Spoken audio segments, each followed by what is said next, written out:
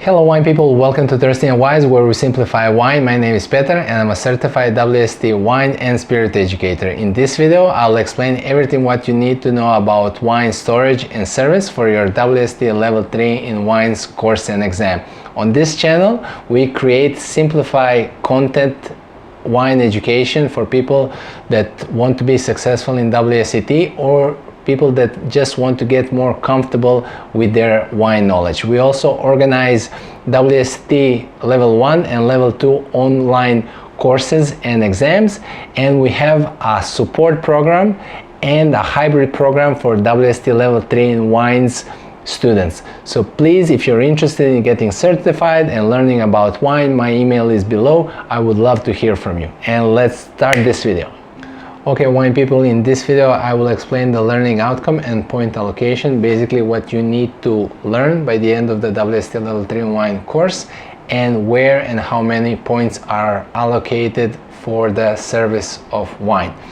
We will talk about storage, proper and purpose of proper storage, service temperatures, glassware, service of still wine, decanting, sparkling wine, and then multiple choice questions and short written answer questions I will do in the next video. So basically everything that's inside the book, everything that you need to know in order to be successful for WSET Level 3 in wines, we're covering. Learning outcome number 5 is the learning outcome for the service part of the theory, which includes food and wine pairing, which I did in the previous video. So if you did not see that video, please do.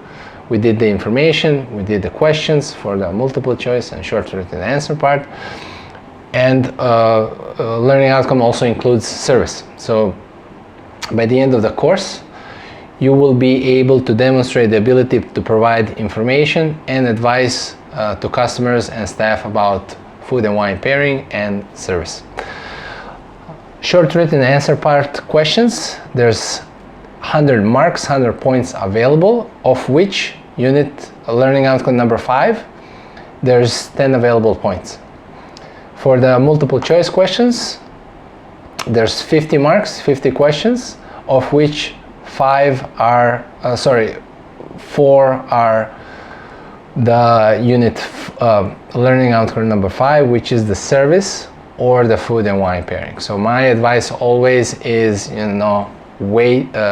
fight for every single point. You don't know if you're maybe gonna miss a point in order to pass or to get a higher mark. So never give up, until the time is up. Right, but it's not only about the quantity that you're writing, it's about the strategy and the actual information that will give you points. All right. So wine storage purpose, the purpose is to store wine properly in optimal conditions in order the wine to show its true qualities and complexity. In a worst case scenario, with the improper storage, you can actually damage the wine and you can make the wine faulty. So 3 main things that you need to be paying attention to is this is for long-term storage, is constant temperature between 10 and 15 degrees Celsius for the wine to be to have optimal temperature in order to show its best qualities. If the temperature is too low, the wine cork can lose elasticity, and if it gets more tough, it can actually have like a gap between the cork and the glass, and the oxygen can come inside the bottle and oxidize the wine. The wines with a natural cork should be stored on its side. The idea is for the wine liquid to be in constant contact with the cork, so the cork is always moist, so it doesn't dry out and it doesn't crack. Wine should be stored in a dark place without any natural or artificial light. This light can speed up the process of aging, and the wine that has sediment should be stored in a location where there's no any vibration, so it doesn't disturb the sediment in the bottle. Regarding the service temperature for the wines, depending on the style of wine, different service temperatures are recommended. So for the medium to full body wines, usually that are oak aged, riper, fuller, more complex wines, things like white burgundy, Fumé Blancs, there's many other. This is just an example. Recommendation is for the wines to be lightly chilled. So between 10 and 30 degrees Celsius. Most likely on the WSET exam, they will ask you about the terminology of the temperatures rather than actual numbers. So I would recommend lightly chilled, that is between 10 and 30 degrees. The idea for these wines to be lightly chilled is for them, because they're complex, a little higher temperature will show the complexity, the true character and complexity of the wine. If the wine is too chilled, the wine will need time to come to a little bit higher temperature in order to show its complexity. On the other hand, light to medium white wines, things like Muscadet, Pinot Grigio, Fino Sherry, Sauvignon Blanc, they should be chilled 7 to 10 degrees. Sweet wines, sparkling wines, things like Sauterne, ice wine, Champagne, Cava, Asti, they should be well chilled between 6 and 10 degrees Celsius. Light body red wines, things like Beaujolais, like Valpolicella, they can be lightly chilled around 13 degrees. The idea with the light red wines, they can be chilled because they're usually fruity. They are more about the fruit. They're not so much about the complexity. They're usually lighter in tannin, so they can be lightly chilled, so the fruitiness of the wine gets expressed, and also the lower temperature will not affect the quality of the tannin. So lower tannin will not get too bitter, so you can enjoy these wines chilled. On the other hand, medium to full body wines that are more complex, higher in tannin, usually aged in oak, they need to be served at a little higher temperature, room temperature. That's something between 15 and 18 degrees, in order for the wines to show its complexity, and also tannin not to be too tough, and also the bitterness from the oak doesn't come out at lower temperature. Glassware.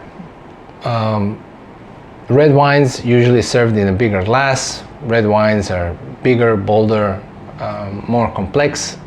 They actually benefit from a little bit more air, so that's why you have a bigger glass. For white wines are usually more fruit driven, more aromatic, so smaller glass, smaller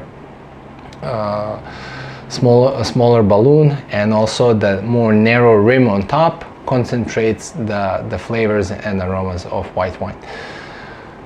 Sparkling wines usually served in a flute glass. The main idea with a flute glass is to show the sparkles, the CO2 in the wine. Honestly, me personally, I enjoy sparkling wines in a white wine glass, but for the WSET exam purposes, you need to understand the benefit of a flute glass, which is showing the CO2 in a glass. Rosé wines, usually the same glass as a white wine. For fortified wines, something like sherry, like port, usually smaller glass because of the higher alcohol content of these wines, but the glasses even for these wines should be big enough so you can swirl and enjoy the aroma of that wine. And these wines are also served lesser quantity than still wines. Opening a bottle of still wine. So first step is to have a wine opener and to cut the foil of the bottle. Foil can be made from plastic, from aluminum, sometimes wax. Wax is a little bit different story, but the idea is for you to cut the foil under the second lip. So I see this all the time, people cutting the foil at the first lip here on top. I don't know why they do it. It should be cut here on the second lip, so the wine, when it's open, when you pour it, doesn't get in contact with the foil. You know, it can contaminate the wine, and the solution is very simple. Cut it here under the second lip.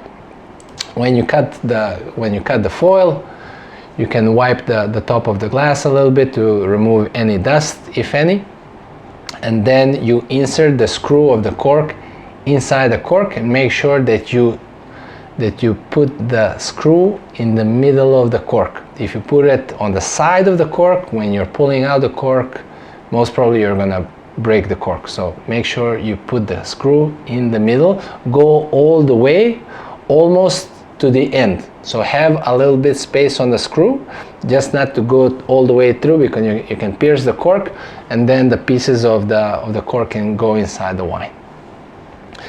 You take out the cork without any noise. Usually the corkscrews today are very good. They have these two levers. With the first lever, you take out the cork a little bit, 2/3, and then you finish it with the second lever without any noise. Professional. Decanting wine. There's two main reasons why we decant wine.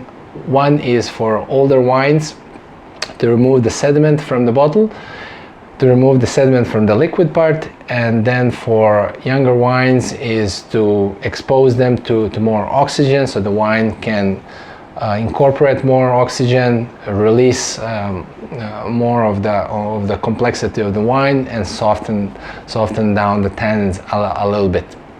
So usually older wines are decanted just before the service. So usually older wines, they don't benefit from long time of decanting, meaning that when you decant a wine, you don't wait too much between the service and decanting.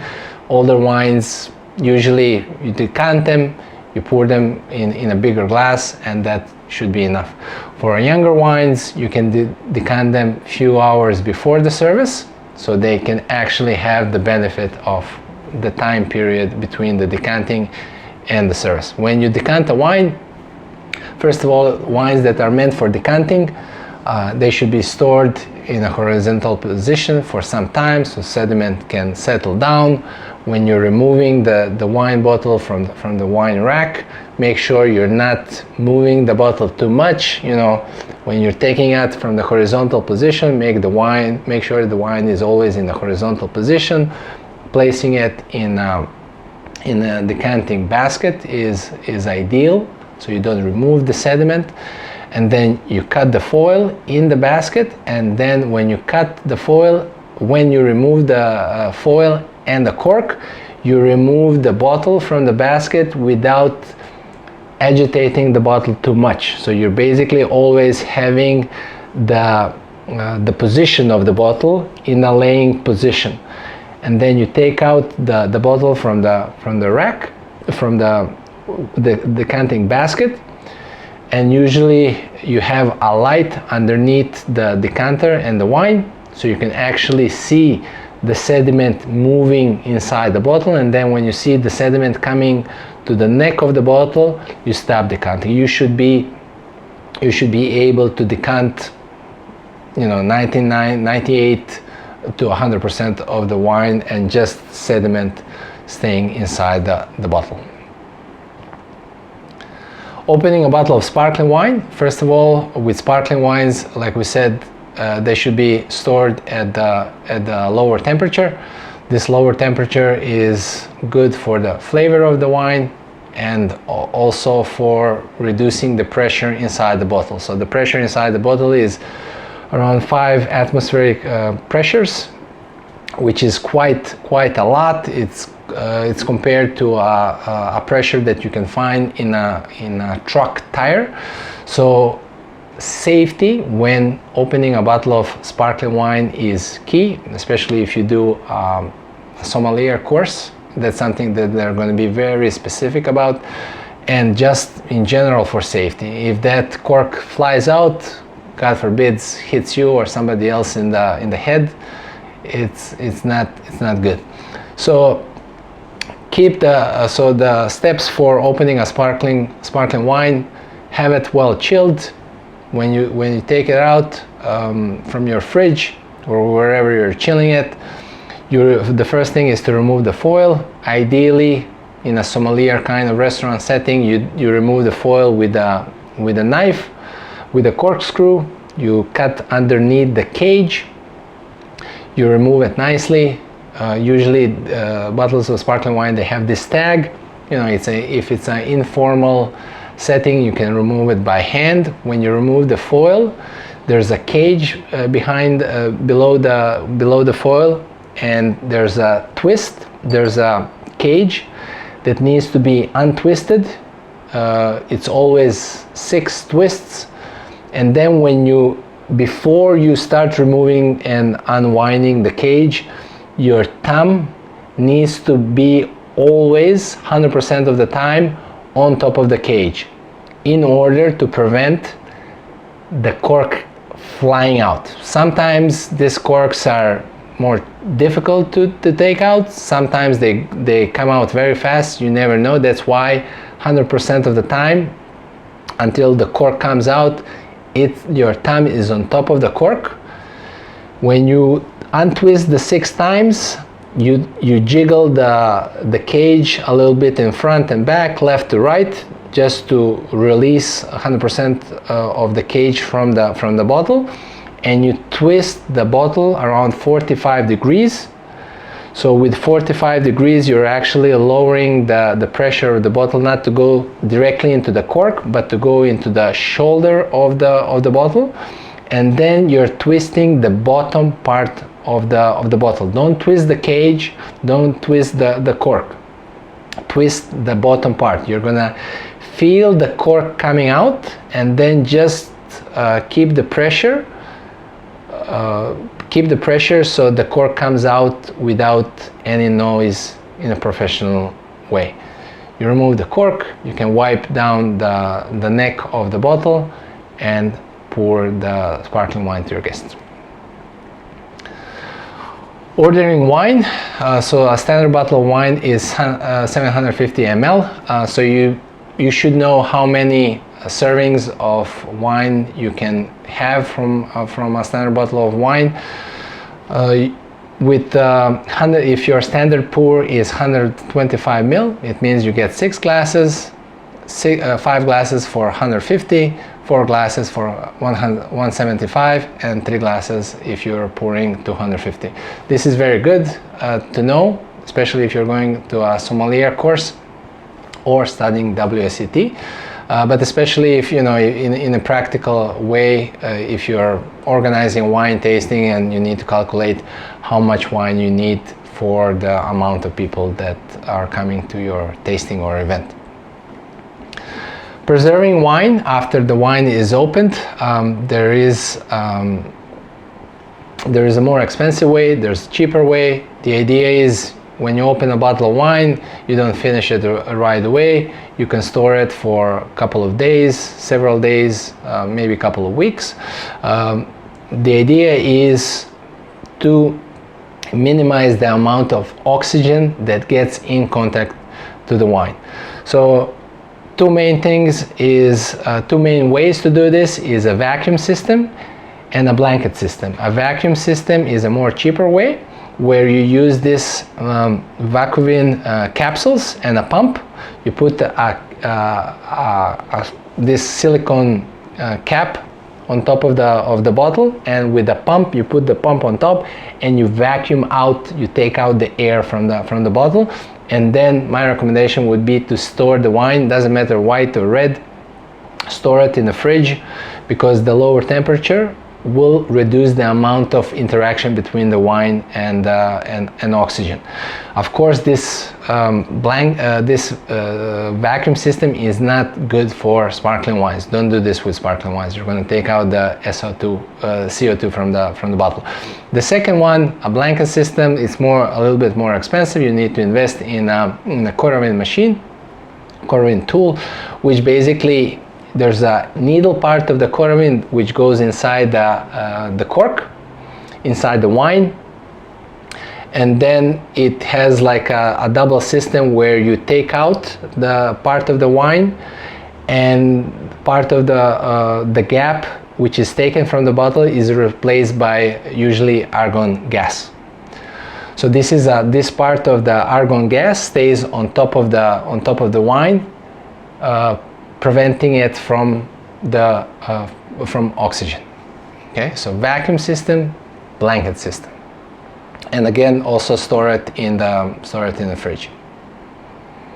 Wine people, thanks so much for taking the time to watch this video. I hope it was simple and easy to understand. Please let us know if you have any questions. I would also love to hear from you, where you're from, why you're studying about wines, what's your level of wine knowledge now. Are these videos helping you? Are you interested in doing a WSET course? I would love to help. I'll see you in the next video, where I'm gonna show you the multiple choice questions and short written answer questions about wine service for WSET Level 3. Until then, stay thirsty and wise.